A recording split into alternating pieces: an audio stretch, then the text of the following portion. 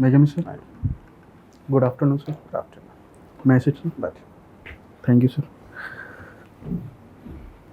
आप अपने बारे में कुछ बताइए। सर मेरा नाम मोहम्मद सद्दाम हुसैन है। मैंने क्लास 10 की पढ़ाई पटना से की है, पटना मुस्लिम हाई स्कूल से। 12th एंड ग्रेजुएशन मैंने अलीगढ़ मुस्लिम यूनिवर्सिटी से की है। 2019 में मैं पास आउट हुआ, तब से मैं बीपीएससी की तैयारी कर रहा हूँ। ठीक है।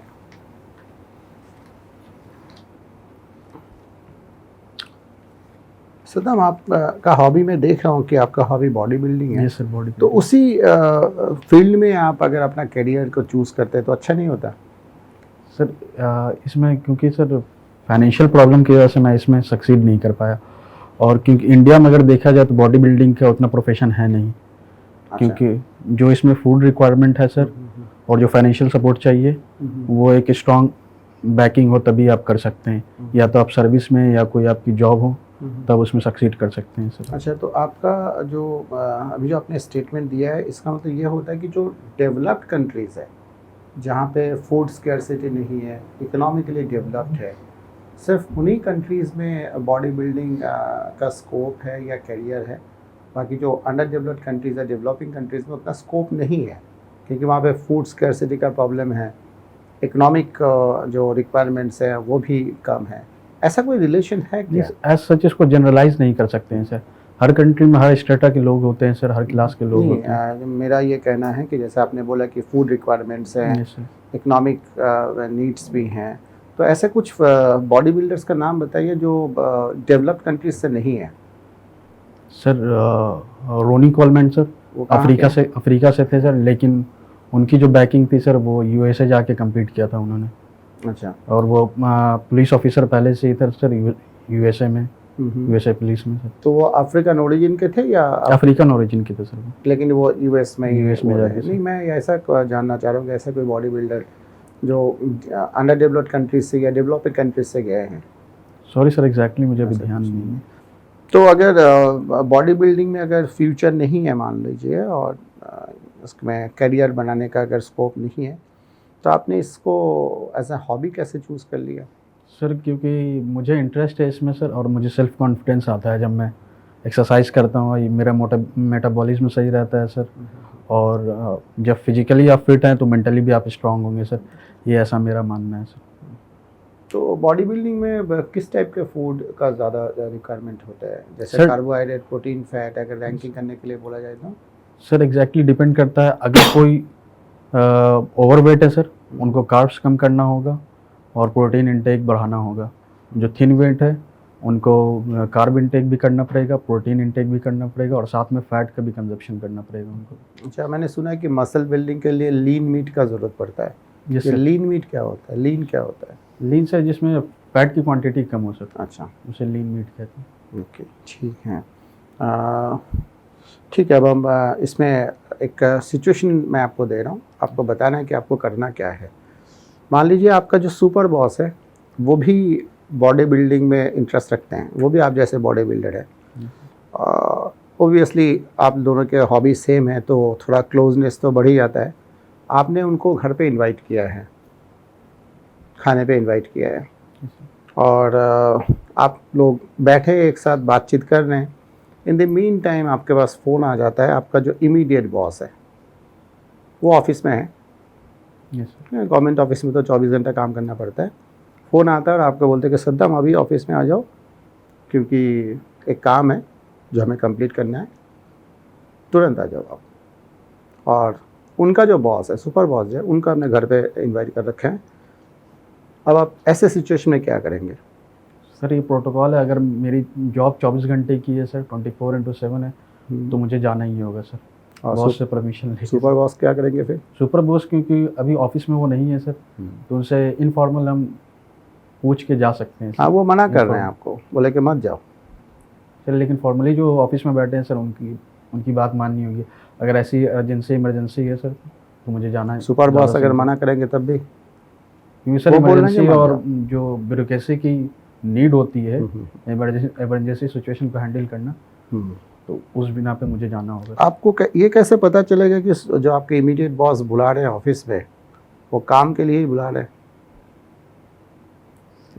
उनसे पूछना होगा सर कि क्या कैसे, क्योंकि सर जब अगर फ़ोन किया गया तो मुझे उनको बताना ही पड़ेगा सर कि क्या मतलब आप ऐसी चले सिचुएशन जाएंगे, पर आ आप गई चले है सर। जाएंगे। Yes sir. अच्छा अच्छा अच्छा, ठीक है। अब आप ज्योग्राफी के स्टूडेंट हैं, यस सर। ठीक है ना। हमारे यहाँ पे एमएसपी कैसे कैलकुलेट किया जाता है?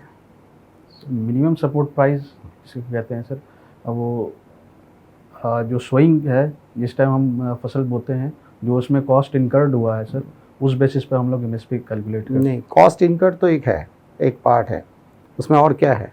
सर एग्जैक्टली मैं सेकंड वाला भूल रहा हूँ सर, दो जो उसमें। कॉस्ट आपने इनकर नहीं किया है, क्या वो आप एमएसपी पे लेते हैं? सॉरी सर मुझे ध्यान नहीं है सर। स्वामीनाथन कमेटी का कुछ रिकमेंडेशंस हैं? सॉरी सर मैं रिकॉल नहीं कर पा कोई रहा। बात नहीं, ठीक है, ठीक है। फर्टिलाइज़र का बात करते हैं। Yes, sir. फर्टिलाइज़र का जो यूज़ है इंडियन सॉइल टेक्सचर के लिए, किस टाइप के फर्टिलाइज़र ज़्यादा यूज़ होते हैं? सर यूरिया बेसिकली ज़्यादा यूज़ होते हैं। जो नॉर्थ इंडियन सॉइल है उसमें नाइट्रोजन की कमी ज़्यादा है, तो यूरिया हम लोग यूज़ करते हैं। यूरिया में 46% नाइट्रोजन की क्वांटिटी होती है, इस वजह से यूरिया की डिमांड ज़्यादा है सर। सबसे ज़्यादा फर्टिलाइज़र हम इंपोर्ट करते हैं, किस कैटेगरी के फर्टिलाइज़र इंपोर्ट करते हैं? सर नाइट्रोजन बेस्ड फर्टिलाइज़र हम लोग ज़्यादा यूज़ यूरिया। यूज़ अच्छा अच्छा, कितने यूरिया प्लांट है यहाँ पे, फर्टिलाइज़र प्लांट यूरिया? सर एक ब्रौनी में सर, वो मुझे ध्यान है सर, एक हरियाणा में देखा जाए तो वो है यूरिया की प्लांट। ठीक। सिद्धार्थ, Yes, आपका ऑप्शनल सब्जेक्ट ज्योग्राफी है, राइट? Yes sir. ग्रेजुएशन कौन सा सब्जेक्ट से आपका? सर पेट्रोकेमिकल है मेरा। पेट्रोकेमिकल। वेरी गुड, ओके, ठीक है। आप मुझे बताएं फ्रंट्स और बाउंड्रीज में क्या डिफरेंस है? सर बाउंड्री एक रीजन को कहते हैं सर, और फ्रंट जो फॉर्मेशन होता है कोल्ड और वार्म जब एयर कोलाइड करते हैं तो उनसे जो बनता है उसको हम फ्रंट कहते हैं। और बाउंड्री सर फ्रंटियर्स का नाम सुना है आपने? फॉरंटियर्स, फ्रंटियर्स, ये सर सुना है, रिकॉल नहीं कर पा रहा सर एग्जैक्टली। ठीक है, ठीक है। आप मुझे ज्योग्राफी के अंदर कुछ डाइकोटॉमीज एंड ड्यूअलिज्म के बारे में बताएं। डुअलिज्म में सॉरी सर मैं रिकॉल नहीं कर पा रहा। फिजिकल ज्योग्राफी से बात करते हैं, ओके ठीक है, ओके। आप इंडियन ओशियन के अंदर आप बताएं कि इंडियन ओशियन का जो ओशियनिक करंट है वो दूसरे ओशियन के ओशियनिक करंट से कैसे डिफरेंट है? सर यहाँ सीजनल शिफ्ट होता है। Okay. जब मानसून आती है सर, नॉर्थ वेस्ट और साउथ ईस्ट मानसून के हिसाब से ये विंड का डायरेक्शन चेंज होता है, जो कि और दूसरे ओशियंस में ऐसा नहीं देखा जाता है सर।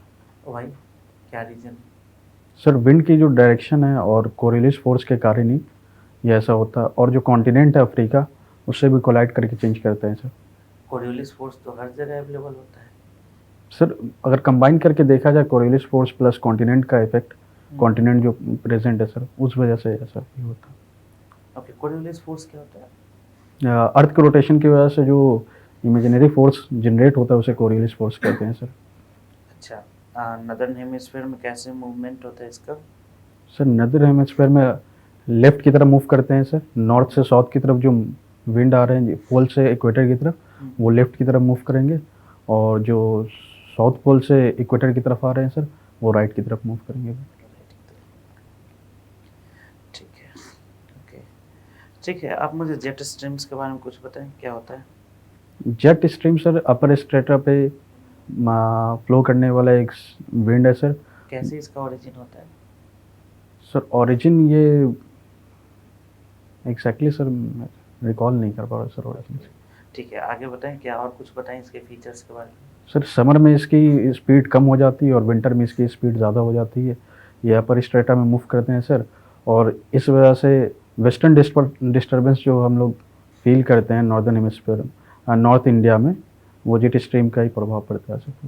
ओके, कैसा इसका पाथ होता है? स्ट्रेट लाइन होता है, सर्कुलर होता है, कैसा पाथ होता है?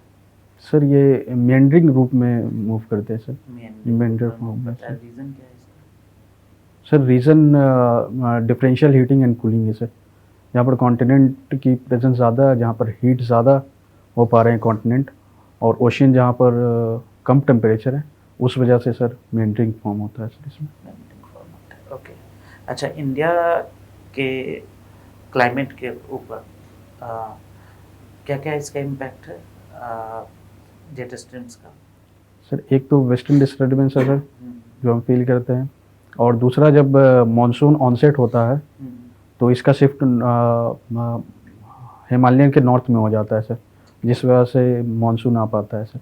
जब नॉर्थ ईस्ट मानसून जो हम लोग फील करते हैं वो जेट स्ट्रीम के सॉदर्न मूवमेंट के हिसाब से ये होता है। अच्छा, हिमालयन के। आप एक बार मुझे बताएं कि ये जो कोरियोलिस फोर्स होता है, ये कोरियोलिस फोर्स इक्वेटर के पास ये नेग्लिजिबल क्यों हो जाता है? सर क्योंकि वहाँ पर डोल्ड्रम की स्थिति बनती है सर, विंड का जो डायरेक्शन है, दो साउथ ईस्टर्ली और वेस्टर्ली विंड जो मिलते हैं वहाँ पर, तो एक डोल्ड्रम की स्थिति उत्पन्न होती है वहाँ पर। इस वजह से कोरियोलिस फोर्स वहाँ पर शुरू होता है। क्यों डोल्ड्रम किसको कहते हैं, क्या कंडीशन क्या है डोल्ड्रम का? सर दो अगर अपोजिट डायरेक्शन से विंड आ रही है तो कलाइड करके एक स्टेशनरी विंड बनाती है सर। और कहीं ऐसा होता है क्या? सर एक तो इक्वेटर पे है सर, और एग्जैक्टली ध्यान नहीं और है। कहीं पे मतलब डिफरेंट डायरेक्शन से विंड एक जगह पे मर्ज कर सकती ये सर है, बिल्कुल मिलती है तो सर। वहाँ पे डोल्ड्रम बनता है क्या? सर वहाँ पर डोल्ड्रम तो नहीं, स्टेशनरी फ्रंट की Stationary फॉर्मेशन fronts होता है तो सर। बनते हैं, डोल्ड्रम बनता है क्या? नो सर वहाँ डोल्ड्रम नहीं। डोल्ड्रम वहाँ पे क्यों नहीं बनता है? सर अर्थ रोटेशन भी एक फैक्टर हो सकता है सर इसमें, क्या फैक्टर होगा? क्योंकि सर जो अर्थ का रोटेशन है सर इक्वेटर पे वो ज़्यादा है, स्पीड ज़्यादा है सर, और पोल की तरफ जब मूव करते हैं तो वहाँ पर डायरेक्शन स्पीड कम है, रोटेशन स्पीड। वेरी गुड, ठीक है। ओके, आप बताएं मुझे कि मैक्सिमम जो डेजर्ट्स देखे गए हैं वो west side of the continents में देखे गए हैं, राइट? इसके पीछे का कारण क्या है? सर इसके पीछे का दो तीन कारण हो सकता है सर। पहला तो ये सर जो विंड मूव करती है वेस्टर्ली डायरेक्शन में, westerly wind, sorry sir easterly wind जो ईस्ट से वेस्ट की तरफ मूव करती है, वो ज़्यादातर रेनफॉल ईस्टर्न कॉन्टिनेंट पे ही करती है सर, वेस्ट इस बिना पे वहाँ बारिश नहीं हो पाती है। और दूसरा सर कोल्ड विंड का प्रेजेंस, कोल्ड करंट का। कोल्ड करंट के प्रेजेंस की वजह से सर वहाँ पर ये देखा जाता है। तो फिर जहाँ पे वेस्टर्ली चलता है, आपने ईस्टर्लीज का बात करा, तो जहाँ पे वेस्टर्ली चलता है वहाँ पे क्यों नहीं आपको ईस्टर्न साइड में डेजर्ट्स देखने को मिलते हैं?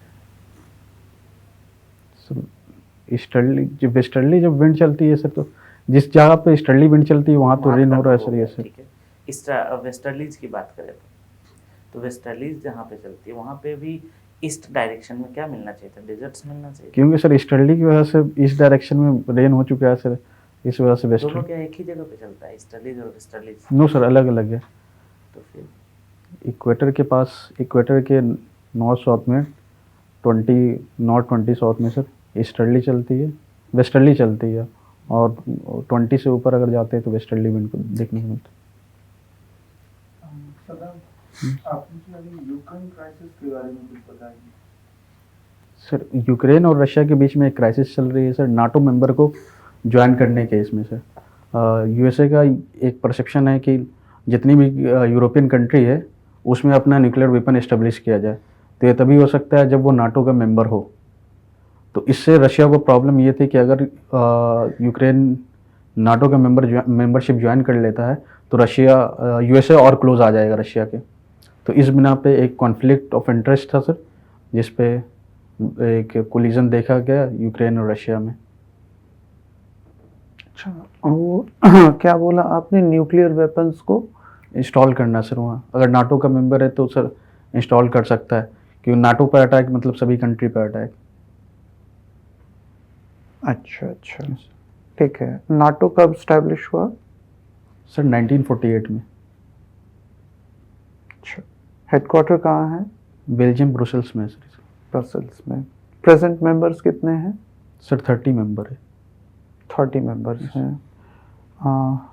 मेजरली किस कॉन्टिनेंट के मेंबर्स हैं? सर यूरोपियन कॉन्टिनेंट के मेंबर है, यूरोपियन कॉन्टिनेंट के मेंबर है। फिर यूएस कहाँ से आया उसमें?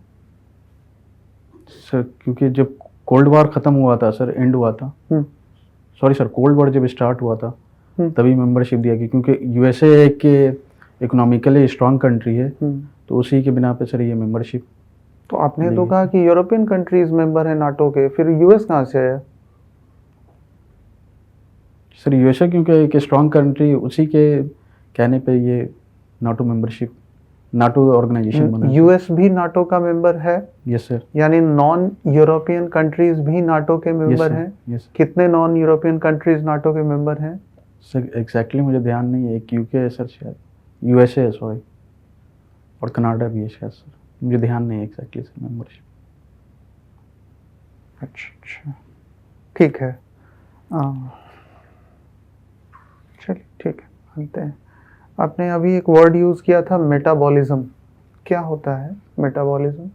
Sir metabolism sir breaking of food को कहते हैं सर, फूड का जो ब्रेक होता है बॉडी में, break down of breakdown of food sir. Yes sir, breakdown of food को कहते हैं सर। ब्रेक डाउन ऑफ फूड को कहते हैं मेटाबॉलिज्म, यानी मेजरली मेटाबॉलिज्म एक ब्रेकडाउन प्रोसेस है।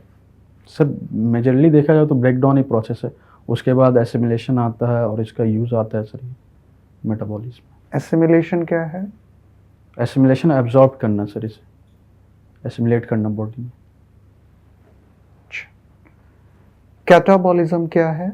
सर कैटाबॉलिज्म सर एनाबॉलिक का अपोजिट है सर, इसमें ब्रेक डाउन होती है बॉडी की सर, बॉडी फैट हो गया या प्रोटीन हो गया, कार्बोहाइड्रेट्स का ब्रेक डाउन, इसे कैटाबॉलिज्म कहते हैं। आपने अभी भी कहा कि ब्रेक डाउन मेटाबॉलिज्म को कहते हैं।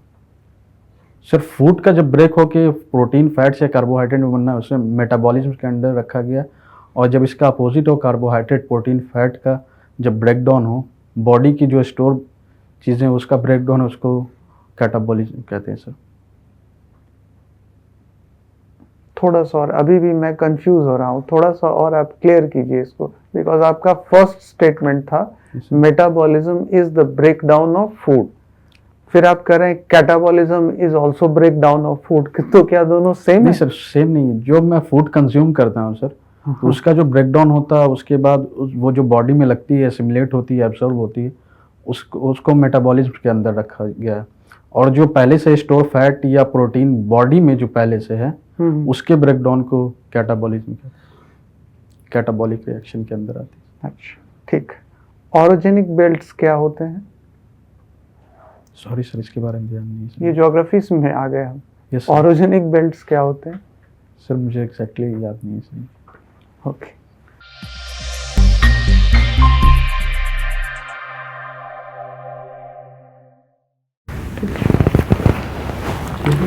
Okay sir thank you sir. Second time है, ये सर सेकेंड टाइम। क्या इम्प्रूवमेंट रहा है? सर थोड़ा फैक्चुअल क्वेश्चन में हमको लगता है कि मैं जवाब दे पाया ज्योग्राफी के क्वेश्चन पे, ज्योग्राफी के Factual questions में थोड़ा सा आपको वो करना पड़ेगा, क्वेश्चन। और सब डिसीजन मेकिंग में भी आपको थोड़ा सा जैसे सिचुएशन बेस्ड क्वेश्चन जो है यस सर। उसमें थोड़ा सा आपको उसको करके बोलना है, बाकी तो ठीक है। सर उसका जवाब क्या होना चाहिए था सर? आपने सुपर बॉस जो बोल रहे हैं, सुपर बॉस जो बोल रहे हैं सर। Okay sir. अगर सुपर बॉस ने बोल दिया तो नहीं बैठो तो ही बैठो। सर लेकिन वो तो अभी ऑफिस में नहीं है सर। उसने फोन ये किया कब- ना, सीनियर को आपका इमीडिएट बॉस ने फोन किया है, अच्छा आपके सामने तो सुपर बॉस बैठा है। Okay sir. अगर मेमो भी इशू करेगा वो बॉस, तो सुपर बॉस के बिना परमिशन को मेमो इशू नहीं कर सकता। बिल्कुल सर। तो इसका मतलब आप जो सुपर बॉस कहेंगे वही है। एग्जैक्टली लेकिन सर। जो सुपर बॉस के नॉलेज में तो है कि वो सीनियर इमीडिएट बॉस कहाँ पे क्या करना है क्या नहीं करना है, बिल्कुल हो सकता है टास्क करने के लिए बुला रहे हैं। ऐसा हुआ है इसलिए मैं कह रहा हूँ, ओके सर। ऐसा हो रहा है क्या सिचुएशन। तो ये ऑलवेज सुपर बॉस जो बोलेगा वही करना है। अच्छा सुपर बॉस बोल यूनिट लेता ऑफ कमांड सिंपली यही कहता है कि अगर सुपर बॉस का भी सुपर बॉस कुछ बोलेगा तो सुपर बॉस हूँ। Okay sir. वो फॉलो नहीं करना है, किसी एक का फॉलो करना पड़ेगा। तो जो हाईएस्ट बॉस जो बोलेगा तो वही करना पड़ेगा आपको, है ना। ये नॉर्मल सा प्रोसीजर है। कब है आपका इंटरव्यू? 4 जून को है सर मेरा। अभी तो कुछ ही दिन पहले आप आए थे। ये सर कल ही मैं आया था, हाँ कल ही आए थे। कल ही आया था सर मैं। ठीक है सर और कहाँ पर कुछ इम्प्रूवमेंट करना है सर? नहीं, थोड़ा सा पढ़ के आप आएंगे ना तो ज़्यादा अच्छा रहेगा। पहला तो आपको ज्योग्राफी पढ़ना पड़ेगा, बेसिक बहुत सारे फ्लॉज थे, ठीक है। Yes, sir. इवन कि आपने ह्यूमन ज्योग्राफी शायद नहीं पढ़ा है। यस सर, ह्यूमन ठीक है। ज्योग्राफी हाँ ना। बहुत बेसिक क्वेश्चंस आप नहीं उसके आंसर दे पा रहे। यस सर, वो देना जैसे चाहिए था। fronts क्या होता है, बाउंड्रीज क्या होता है, तो आपने फिजिकल ज्योग्राफी, मैंने जो फ्रंट एंड बाउंड्रीज बोला ना, तो वो बेसिकली किसका पार्ट हो गया, ह्यूमन ज्योग्राफी का पार्ट हो गया। ठीक है। इंडिया और चाइना के बीच सर फ्रंट और बाउंड्री सर, ये तो ह्यूमन ज्योग्राफी का पार्ट है। ठीक है, आपने नहीं पढ़ा है, आपने फ्रंट फॉर्मेशन सर, वो मुझे लगा। फ्रंट फॉर्मेशन जो है वो है फिजिकल ज्योग्राफी का अच्छा। part। ठीक है, फ्रंट्स एंड बाउंड्रीज। अच्छा, मैं ये समझ गया सर फिजिकल क्या है हाँ, इसलिए। जैसे कि इंडिया और चाइना के बीच क्यों कॉन्फ्लिक्ट है अरुणाचल के साइड में, बताओ आप। या यमन ओमान में क्या कॉन्फ्लिक्ट रहता है, बिकॉज कि वहाँ पर ना एक लीनियर बाउंड्री का फॉर्मेशन नहीं किया गया। एक ऐसा एरिया है ना, जहाँ पर इंडियन लोग भी जा सकते हैं और चाइनीज लोग भी जा सकते हैं। ठीक है, उन दोनों के बीच वहाँ पर एक लीनियर बाउंड्री का फॉर्मेशन नहीं किया गया। शार्प बाउंड्री नहीं वहाँ वो पर। बाउंड्री है ही नहीं वहाँ पर, वो अच्छा। एरिया है। ओके। तो जब एरिया होता है तो उसको क्या बोलते हैं, फ्रंट। फ्रंट बोलते हैं उसको। समझ रहे ना। सर तो ये किसको कैसे डिकोड किया जाए कि फ्रंट वो फिजिकल का पूछ रहे हैं या जब human फ्रंट्स एंड बाउंड्रीज पूछेंगे तो आपको एक सा इसका का? पूछेंगे, अच्छा। और कुछ और थोड़ा थोड़ा मतलब ज्योग्राफी में आपको पढ़ना पड़ेगा थोड़ा सा। ठीक है, जैसे कि मैंने बोला मतलब 30 to 60 डिग्री में जब वेस्टर्ली चलता है तो ईस्टर्न साइड में क्यों नहीं डेजर्ट्स का फॉर्मेशन, तो बिकॉज वहाँ पर टेम्परेचर कंडीशन, जैसे कि जब आप इक्वेटोरियल रीजन में आते हैं Yes, तो वहाँ sir. पर टेम्परेचर हाई होता है। जब आप सब ट्रॉपिकल रीजन में जाते हैं तो वहाँ पर टेम्परेचर लो होता है, इसलिए वहाँ पर रेनफॉल अगर थोड़ा कम भी होता है तो वो उस टाइप का कंडीशन नहीं जनरेट हो पाता है कि वो 25 सेंटीमीटर से कम रेनफॉल। यस सर, बिल्कुल। समझ रहे हैं ना बात, आप समझ रहे हैं? हाँ, है yes, ना? sir. तो वहाँ पर ऑल्दो कि वहाँ पर भी रेन कैरिंग विंड्स नहीं पहुँचते हैं, बट फिर भी वहाँ पर उतना ज़्यादा वो इवोपरेशन नहीं हो पाता है, उतना वैसा कंडीशन, क्रिटिकल कंडीशन नहीं जनरेट होता है Yes, कि sir. वहाँ पर डेजर्ट्स का फॉर्मेशन हो। राइट, बात समझ पा रहे हैं? बिल्कुल सर, इक्वेटोरियल रीजन में ही रेन फॉरेस्ट इक्वेटोरियल रीजन होगा। ठीक है, तो वहाँ पर आप वो मतलब बहुत सारे जगह पे था कुछ, जैसे कि ड्रिंक क्यों होता है, बिकॉज कि वहाँ पर ग्रेविटेशनल पुल होता है, gravitational pull. Gravitational force create होता है। अच्छा, तो सर। आपको ये सब पता होना चाहिए कि आप ज्योग्राफी के स्टूडेंट। सर ये डिफरेंशियल हीटिंग एंड कूलिंग भी तो एक रीजन है sir. Differential heating and cooling भी एक रीजन है। बिल्कुल। वहाँ पर वो जो मिनांडरिंग होता है, देखो मिनांडरिंग दो तरीके से होता है यहाँ पर, हॉरिजॉन्टल भी होता है, एक ही सर, vertical वर्टिकल भी। दोनों। ठीक है, तो हॉरिजॉन्टली जो होता है वो डिफरेंशियल हाँ, हीटिंग, डिफरेंशियल, यस सर। और वर्टिकली जो होता है वो gravitational pull। टेम्परेचर मतलब डिफरेंशियल, उसके, ठीक है, यस सर, ग्रेविटेशनल पुल के लिए। तो आपको तो दोनों बताना पड़ेगा, बिल्कुल सर, हाँ। क्योंकि वहाँ पर तो मैंने कि नहीं बोला कि हॉरिजॉन्टल या वर्टिकल। बिल्कुल सर, एक ठीक है, साथ। तो कई जगह पे थे, लेकिन हाँ आपका जो एक्सपोजर है वो बहुत अच्छा है, आप इंस्टेंटली जवाब देते हैं, तो और टाइम भी है, तो थोड़ा अगर आप ज्योग्राफी पढ़ लेंगे ना तो मैक्सिमम मार्क्स आने के चांसेस। बिल्कुल सर, मैं ठीक है, ज्योग्राफी। मैक्सिमम। ठीक है ना, क्योंकि आप बहुत अच्छे तरीके से बोलते हैं न, आपका मतलब बैठने का तरीका, बोलने का तरीका सब बहुत अच्छा है। बस थोड़ा सा टॉपिक्स को, जैसे Topics को पढ़ना। ज्योग्राफी के अंदर तो आपसे बिल्कुल पूछेंगे डाइकोटोमी क्या होता है, बिल्कुल सर। एटलीस्ट उसका डेफिनेशन तो पता होना चाहिए कि क्या डिफरेंसेस है। पढ़ा है सर, लेकिन रिकॉल नहीं कर पाया सर एग्जैक्टली अच्छा। डेफिनेशन। नहीं तो ये पता होना चाहिए एज ए बिल्कुल। स्टूडेंट ऑफ ज्योग्राफी, आपको ये पता। बिल्कुल सर, बिल्कुल। All the very best. Thank you sir. थोड़ा सा सदाम आपको ना डिलीवरी पे काम करना है, ठीक है?